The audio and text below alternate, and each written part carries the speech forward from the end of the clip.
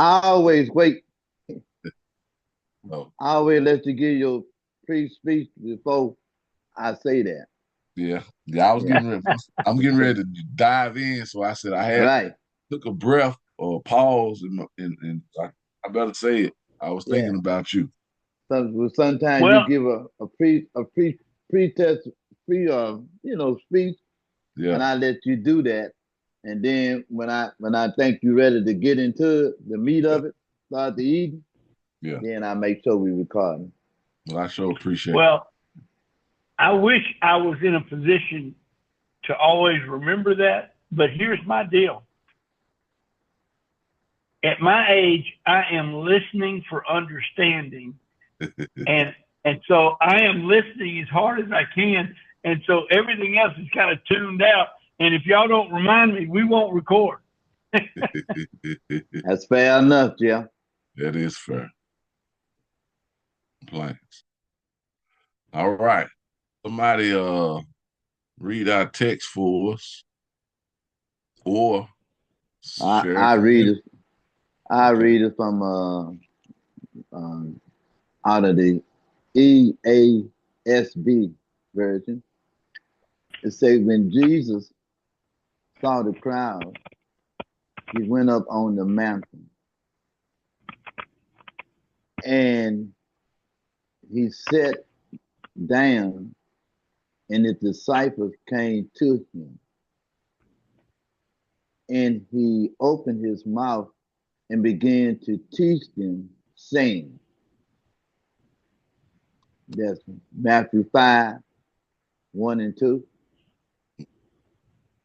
All right. And so what do we remember uh about this text? We'll just start off with just really random memories from the text before we reorganize what it is we're gonna agree our set of notes should. What do you remember? What let's talk about impact so far. What do you remember? What stands out from a point of impact to you so far?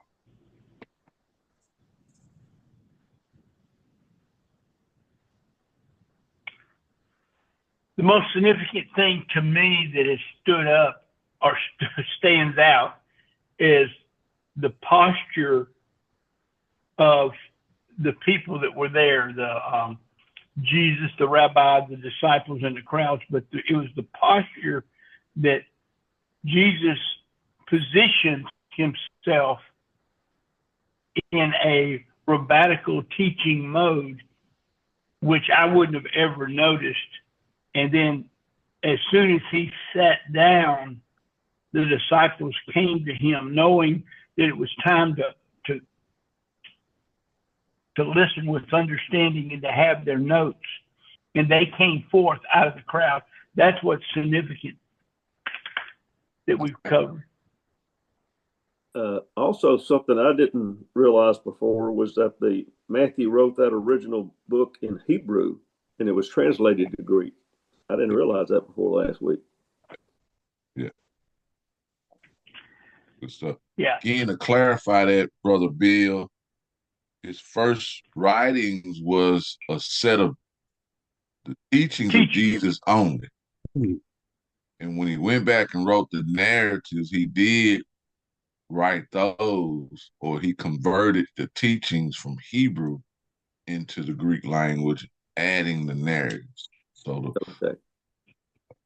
now history tells us that the first circulated gospel narrative or book was by Mark, but the teachings in Hebrew by Matthew was circulated, but it wasn't considered the gospel yet.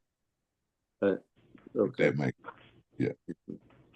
And of course, at that time they didn't have titles and stuff. They were just living it out and earning it and sharing it, and so yeah. Yeah, well, I discovered that Mark was the first gospel, and the first three gospels they called the synoptic gospels because they all kind of drew from the same sources, but Mark was the basic Matthew drew from Mark, and so did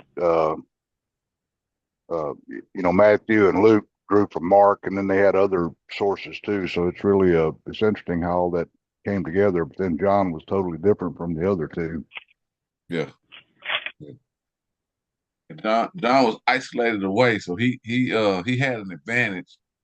Anytime you hear something, you can't help but to be influenced by it, and you can't unsee what you saw. So it's kind of hard for those other gospel writers to unsee what they had saw in Mark's gospel because it reminded them of so much. But they added more details to it. But I'm inclined to say, yeah, it all came from the same source. Jesus. So yeah. But I know what they meant when they say that. So, yeah. All right.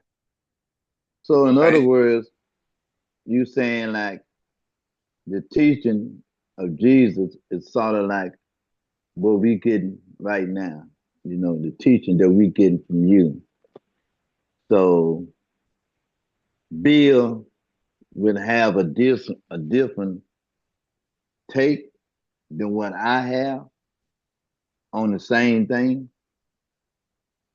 Okay, so when they was around Jesus, the disciples, okay, that's all I'm asking.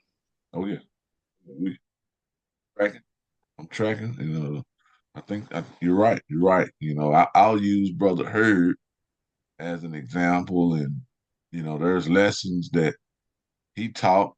It originated with him, but there's a version of Jim Douglas. There's a soup version, and then there's a Keusi version of that. So yeah. Excellent. All right. Also, Jesus had already taught the disciples that we were to hear and verify the truth on 2 or 3 witnesses. Okay. And so that was a principle that Jesus taught. We saw that in Matthew 18. So it's only appropriate that his life is laid out by 2 or 3 witnesses. That's right. But what's really incredible is that Mark wrote down those the sayings of Peter. Peter, and just the memory that these guys had were incredible. I mean, it was just because Mark was not he didn't travel with Jesus, but he traveled with Peter and wrote all that stuff down, and then Peter said, well, okay, that looks good to me. Although Peter really didn't want it written down. Thank God Mark wrote it down. Yeah, definitely. All right, So, well, good stuff. So that's also bring up a thing when you say memory. We discussed that before, Keusi, about your memory with the telephone numbers. Yeah. Right. Yeah. So now, when I go and somebody asks me my telephone number, I don't know it, right? But I can remember my mama telephone number from 60 years ago, right? But I'm saying I can, yeah. So what I'm saying is they had nothing to write down. 789-2534. Will you just trigger something in me? Okay. 789 901 789-2534. 901. What is it? 901. That's my mama old number. Okay. But my mama old number is 601-442-0287. Right? Now, well, I remember when they didn't have 901. You didn't have to use it. It was Fairfax. Fairfax 78348. Okay. But we had to remember. That's my point I'm making. Yeah. They had no choice. Yeah. That's all. No, good stuff, man. Appreciate it. All right. Well, what we're going to do, or what we're going to hope to do, is to build retention in our membrane. And so, I sense it working, even now as I continue to practice. But we're going to try to build retention, and we're going to be repeaters. This particular period of time immediately after Jesus, when Mark write down what Peter says, it was a movement going on in the Jewish culture, and that's where the mission was happening. That's the period of time, late first century, early second century. They were doing what in their culture called the Mishnah, and that meant they took the oral Torah and began to write it down. And they changed the title from the oral Torah to the Mishnah. And so just intense repetition, which is what they were modeling when they memorized those things down from memory. And so it was a way of life. It was a way of life for them. And definitely we have a lot of things that to our disadvantage that really discourages us from memorizing a lot of information. We got all these devices. It went from pen and paper to tablets and computers, and storage devices, and recordings, and all those things. So that discourages us. It doesn't. We don't have any motivation deep down inside to internalize this stuff. So let's learn how to internalize, which is a step beyond memory. Which is a step beyond memory. And again, I keep thinking through the title. So we have our text, Matthew chapter 5, verses 1 and 2. Again, highlighting that originally in the teachings of Jesus that Matthew had, he did not have verse 1 and 2 in this. Went back and added his narrative. He says, hey, when this happened, Jesus saw the crowds. He went up on the mountain, and after he sat down, his disciples came to him. And let me add one word to the text. Then he opened his mouth, began to teach them saying. Then we see the Beatitudes, the Sermon on the Mount happen, right? But there was a important reason why this narrative was added, and I'm continuing to understand. It was to really help individuals like you and I in a different century. Matthew was forward thinking. He was making sure that this teaching reached beyond his lifetime, this new audience in another century who understand the context around, right? And now it's our job to try to read into the context to create or recreate what he wanted us to. All right. And so with that said, come on, Will. What you're saying now, you saying Matthew thought ahead, is that's all in the narrative, right? Yes. It's a Jewish way of doing it. It's enough in the narrative to create a discovery for somebody to understand. Yeah. Which may have been why he came back and added it later. Yeah.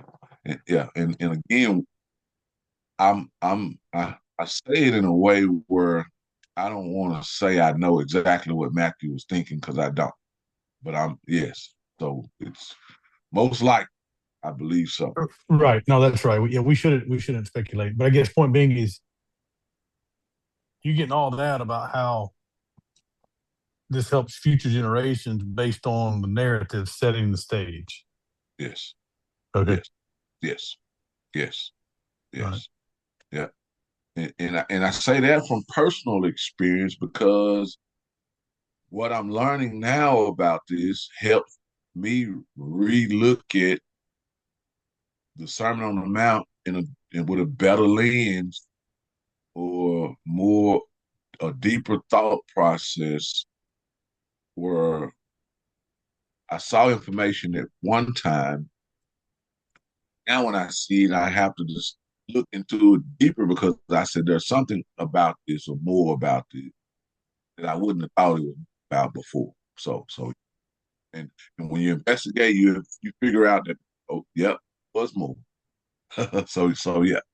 So all right, and hopefully we can uncover that, together. So I thought carefully about the title over and over again, and this is what I'm settling in on, is that, when I think about this and what it's helping me do in my studies, it's helping me understand, and here's the title. You want to take notes? The expectations of the rabbi, the disciples, and the crowds, according to Matthew chapter 5, verse 1 and 2.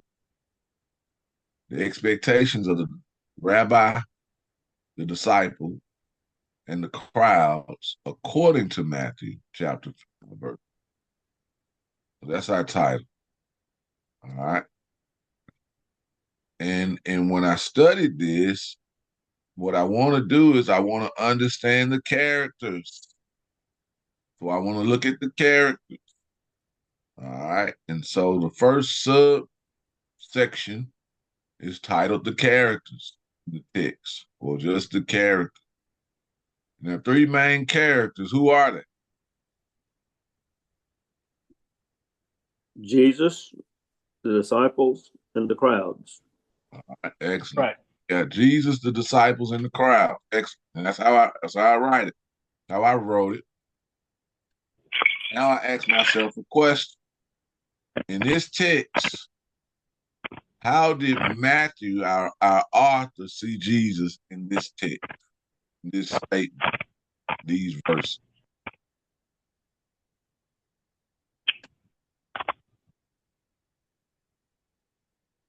He saw him as a rabbi. All right. Explanation. Why? How do you know? John, you've been ventriloquist right now. Your screen says you're still mute, but yet I heard your voice. Yeah, I don't know how that works. Yeah. But yeah, so how do you know? How do you know John, or how can we know John saw Jesus as a rabbi in verse 1 and 2? It's not John. I'm sorry. You're right. My bad. Matthew, thank you. Thank you. How do we know? His disciples came to him. Excellent. That's good. That's a great identifier. The verse says his disciples came to him. And so John is describing Jesus with rabbinical context. Matthews again, bro. Matthew. There we go. Yeah. My mind scatterbrain. Matthew. All right. How did I get John in my mind? And also John. the posture. Also the posture. Okay. The rabbi sat down. It says, I don't know how this all goes together, but the word after, it says, and after he sat down, his disciples, it seems to me Matthew is letting us know clearly that this is a teaching time that the rabbi is about to go into. Mm-hmm. Mm-hmm. Definitely. Excellent. Oh, yes, and that is correct. And so just thank you so far, because that's exactly his intent. Is we're looking at the description around Jesus and the words Matthew used. Come on, Judge, you had your hand up. Okay. So if we only look at those verses, though, we don't necessarily know it was Jesus. Yeah. We do have to look at other verses before this. Yes. Oh yeah. Yes. True. What do you mean, Bill? We don't know it was Jesus. Do what? What do you mean when you say we don't know that it was Jesus?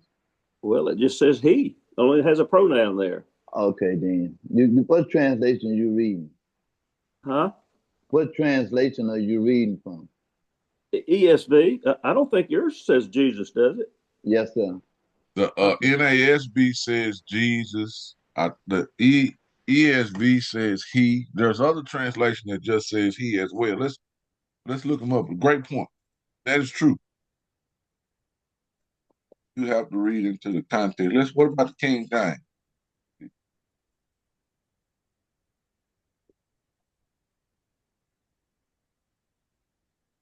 Yep, the King James says he. Right.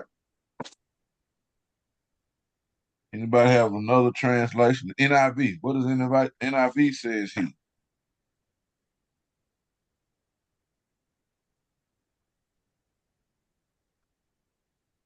Oh, yeah. So it's only the NASB so far that says Jesus. Yes. Yeah.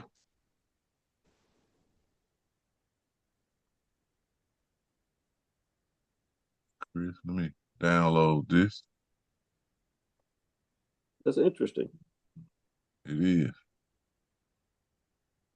Chris, can you read? Okay, I think it's coming up now.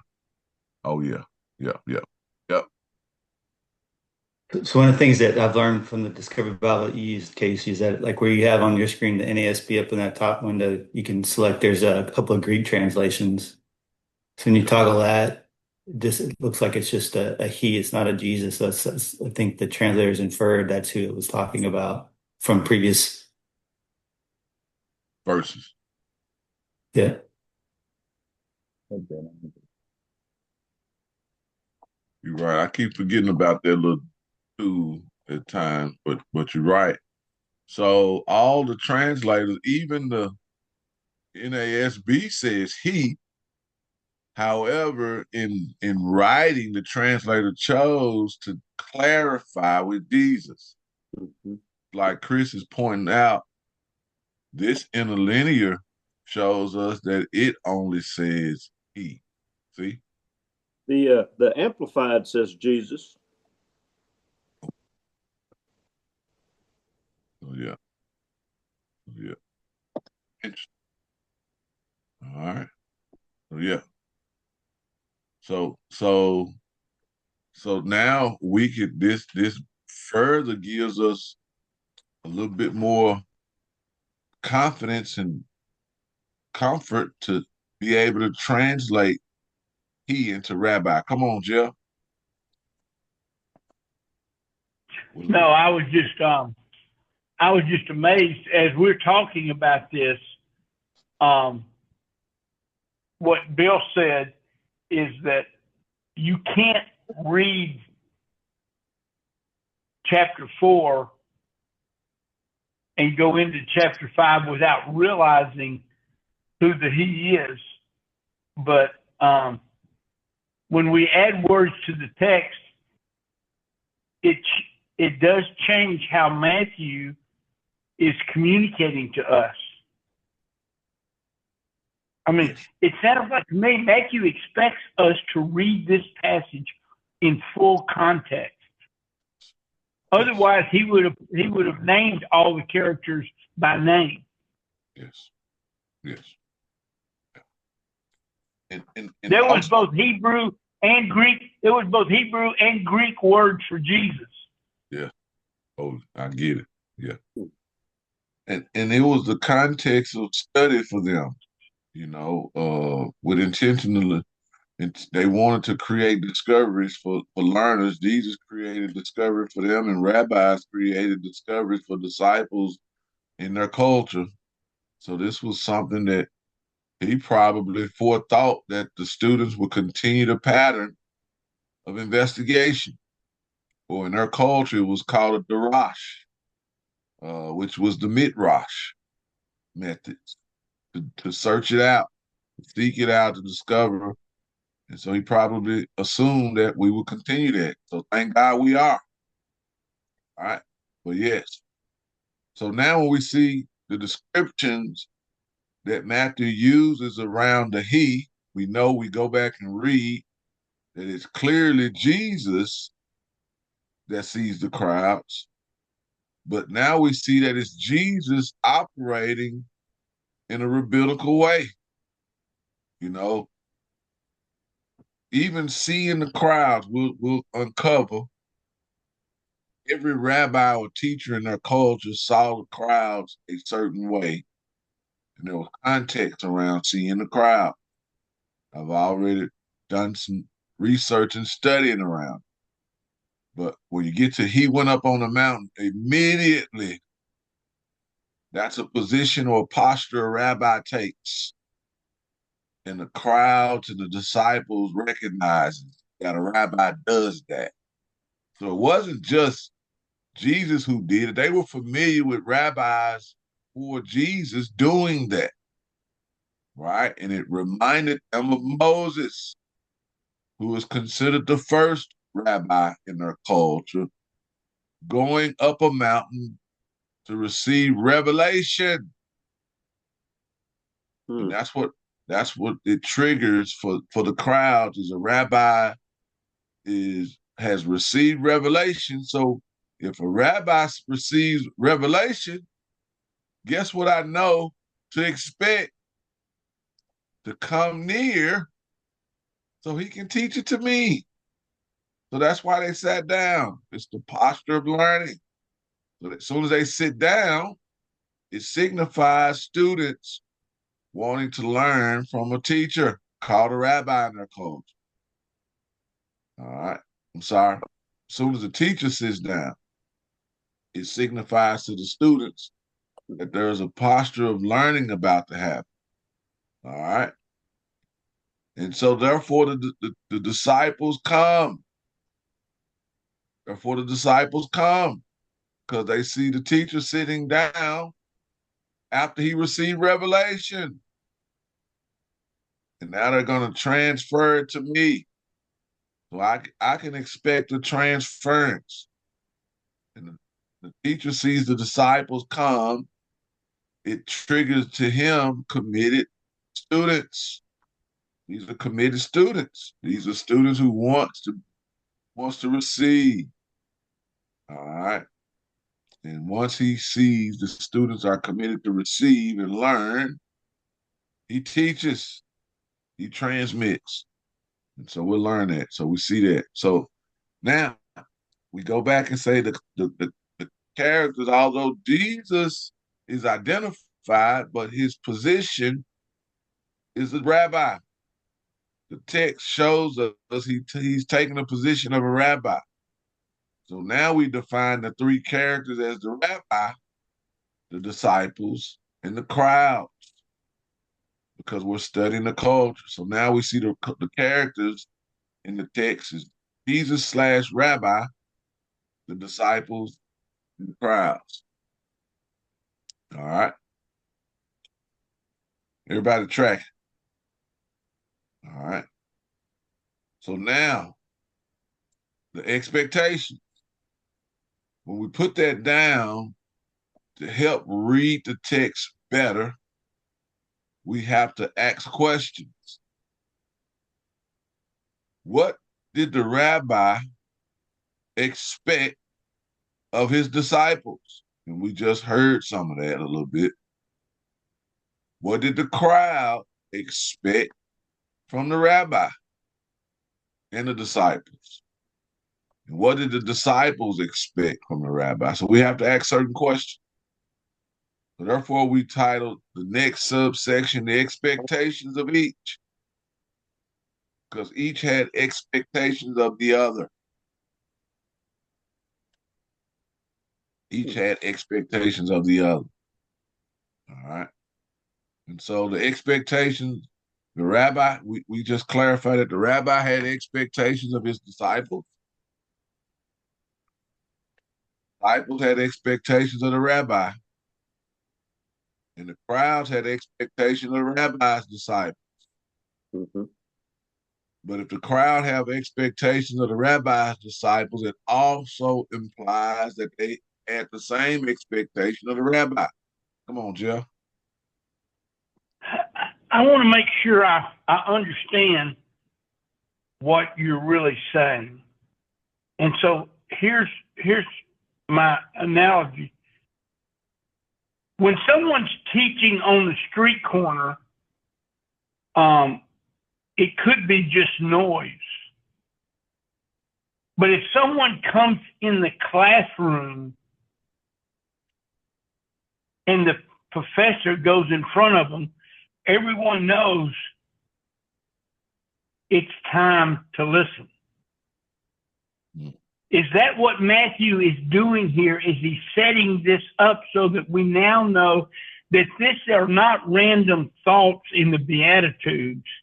These are not just things that people recall him saying, but that this Sermon on the Mount is really a formal, rabbinical education session.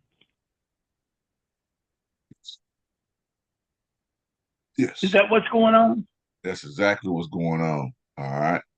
I don't know if I shared this with the group again. I spent a lot of time on these first verses, but I did a run through of this, and what I see commonly as I study is that what Matthew is preparing for us is what we know when we say Torah, we're talking about the teachings of God. So that's what they had. What Matthew is preparing us is to see the standard in the Torah. He's allowing us, Jesus is teaching from a perspective to see the righteousness of Torah. We heard Torah teachers prior to this teach in their culture, what the individual says, but Jesus is questioning the righteousness of the teaching, or the uprightness of the teaching, clarifying that. He's teaching the standard inside of what they heard before. That's why he says, when you've heard it said, but I say, and then he gives example, about eye for an eye and those types of things, but he gives the standard inside of that. So, and that's what we're learning. So this perspective of the context helps us see clearer to discern that, or to pick up on that. So yeah, about God's teaching, and it's from the original teachings Moses gave on Mount Sinai. So yeah, but yeah, good stuff. So, Yeah. so can you use it like and listen to what Jeff just stated about it? Somebody was on the street teaching in our culture today. Because at one time I was a Hebrew Israelite. And that's what we did. We went on the street corners and we set up and we began to teach the Bible. Well, people look at us as a joke for the most part. But in their culture, what you're saying, because I'm trying to picture Jesus, a crowd gathered around. And then Jesus began to teach. So in their culture, they would have understood that this was a rabbi getting ready to speak. Would you say, Jeff, would you think that? Because you were saying that the professor came into the classroom, it's the difference from teaching out on the street. The same thing. I don't know whether I make sense or not, but it's that in this culture in America today, like if this group right now was to go somewhere on the street corner and start teaching, I think people will look at us as being crazy, right or wrong. Well, some may say that, but we want to do what we're doing now, and we want to share with reasoning.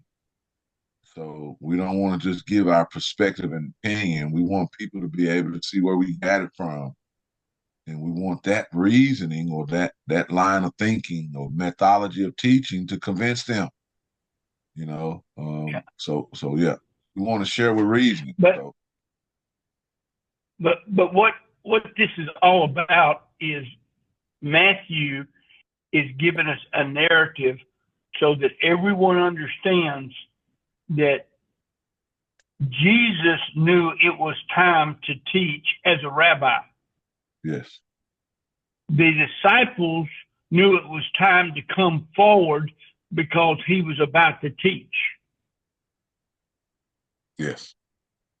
Now, the expectations of the crowd, I can't fully say like I can about the rabbinical relationship of the pupils and the teachers. But on this case, it's surely a classroom environment. For example, when you go to college, the college professor does not ask you to open up your notebooks. There's expectations when he steps in the room that we need to have our notebooks open. Right. And it seems that your title today of being the expectations of the rabbi, the disciples, and the crowd, he's letting us know that, look, it's time. This is a special time. This is not a collection of sayings about Jesus. This is a truly educational session from God, just like when Moses came out of the cloud down the mountain.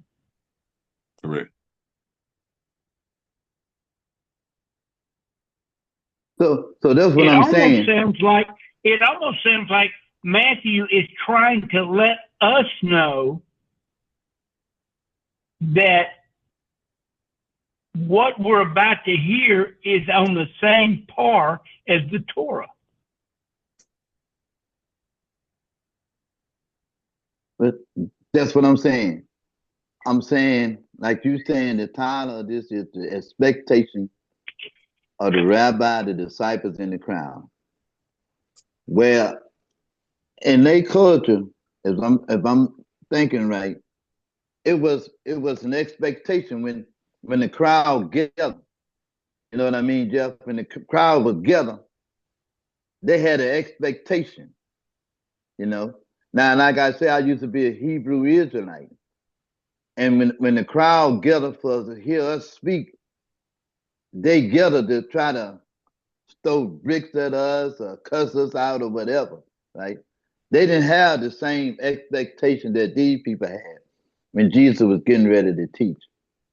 The expectation was, and the thought in their mind was that we was crazy because we was dressed like in the old days, the Hebrews, you know.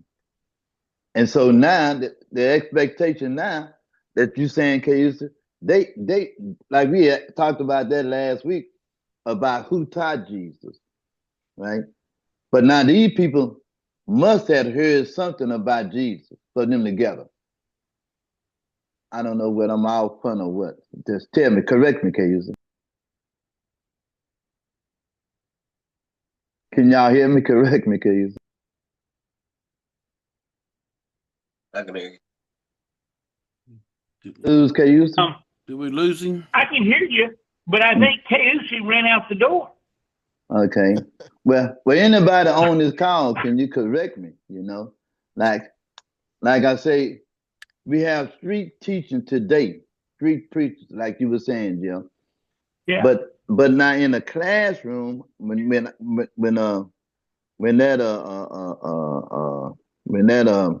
professor walk in there, it's the expectation we have of that professor. Would you say? We have an expectation of that teacher. So in their culture, when there was a gathering like this, why did they gather? Because they had an expectation that they were going to learn something. And like you say, they knew the Torah.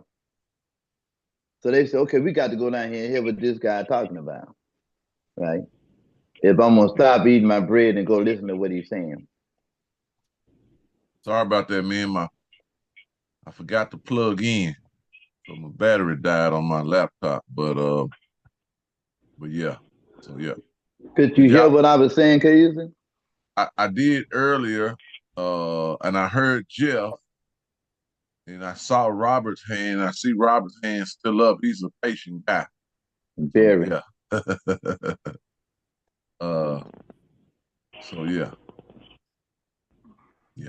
I really wanted to follow on with what Will was saying, because it's something Bill said about going back to the previous. If I read this as if it was a movie and there wasn't chapters and verses numbered, then I can go back to, chapter 4 and verse 23 through 25, and it kind of follows along. And the last verse in Matthew 4 says, multitudes follow him from Galilee to Decapolis, Jerusalem, Judea, and all Jordan. And then the very next sentence says, and Jesus saw that crowd. So it's kind of like it follows along, that we almost have to look at, or at least I have to look at what happened before then, even though it's in a different chapter. And then it makes more sense to me. Yes. Yeah, it does. It does. That's again where the translators of the NASB confirms Jesus' identity in this statement. And therefore, although in their original text, they clarify that the text says he, but they just use Jesus's name because the context shows us it was Jesus in this role. So yeah. However, as we study, and as Matthew communicates, he identifies Jesus' posture in this text.